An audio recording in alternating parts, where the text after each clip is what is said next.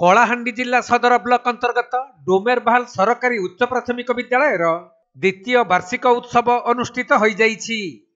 एही उत्सवर मुख्य अतिथि भावे भवानीपाटना बीईओ आचार्य सबर, मुख्य वक्ता भवानीपाटना बीआरसीसी जय कुमार माझी और सम्मानित अतिथि भावे एबीईओ हृषिकेश नायक समेत अन्य अतिथि माने जोगदेई शिक्षा पाई शिक्षार्थी एवं शिक्षक और अभिभावक मानक भूमिका को नहीं वक्तव्य प्रदान करथिले। डोमेरबाहाल उच्च प्राथमिक विद्यालय एनुअल डे एठी छात्र छात्री अभिभावक बहुत उत्सुकतार सहित एठी रुंड होइचंती एवं एटा एक प्लाटफॉर्म जोठी कि पिला तांकर लोकायित प्रतिभा अछि ताकु प्रदर्शन करिवार सुযোগ अछि एवं एठु ही डिस्ट्रिक्ट किंवा जिला स्तर विभिन्न जो कोकरिकुलर एक्टिविटी विभिन्न प्रतियोगिता अनुष्ठित हेबो सेठी को मध्य ए स्टेज माध्यम रे माने देई परिवे एवं आगो को तांकर कैरियर मध्य से माने करि परिवे बोली हम एति आशा करू।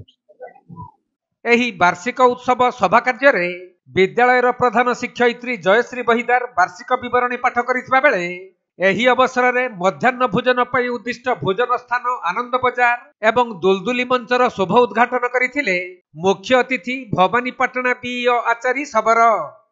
तबे एहार निर्माण पई होइथिबा समस्त खर्च टी श्रीनिवास राव और टी शिवानी बहन करिथिबारु तांकु संबर्धित करा जायथिला।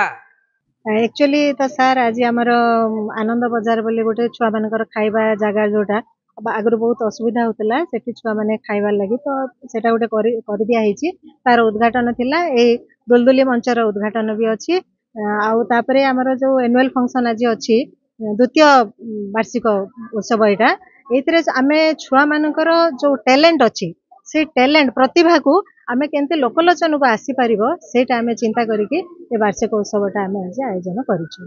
तबे शेषरे स्कूल रो कृति प्रतियोगी छात्र छात्री माननकु अतिथि माने पुरस्कार प्रदान करिथिले। एहा परे छात्र छात्री माने सांस्कृतिक कार्यक्रम परिवेषण करिथिले। निश्चित भाव में एटा बहुत बढ़िया पदक्षेप से माने नै छंती तो एनुअल डे पालन करूछंती। तार उद्देश्य हला कि छात्र छात्री माने जो अध्ययन करूछंती एठी तांको भितरे असीम अंतर्निहित शक्ति गुणावली रही तार केमती परिप्रकाश हेबो सेतिपाई एटा गोटे कार्यक्रम विद्यालय तरफ रही सहित आज ए विद्यालय दुईटा जोटा रिक्वायरमेंट थिला गोटे दुलदुली स्टेज एवं आमर एमडीएम सर्विंग पिला माने जोटी खाइबे तार उद्घाटन करा जायछि। तो निश्चित भाव में एटा आम ब्लॉक पई गोटे गुरुत्वपूर्ण दिन हबो जोटा मैडम तांकर ओन इंटरेस्ट रे भले गोटे कार्यक्रम करिछि। कलाहांडी जिल्लारू बिरंची करुआंक रिपोर्ट के लाइव।